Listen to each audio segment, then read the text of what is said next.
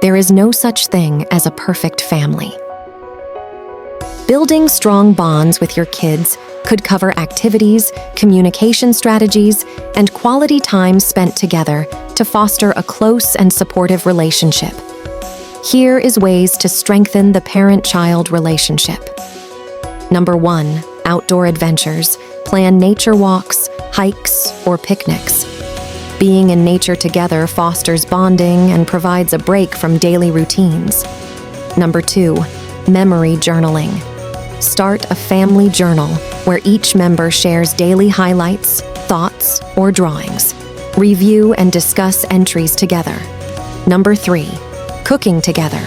Involve your kids in meal preparation. It's a fun way to bond, and they can learn valuable life skills. Number 4, reading rituals. Establish a bedtime reading routine. Choose books that interest your kids and take turns reading to each other. Number 5, art and craft sessions. Engage in creative activities like drawing, painting, or crafting. Display their masterpieces around the house. Number 6, volunteer as a family. Find local community service opportunities.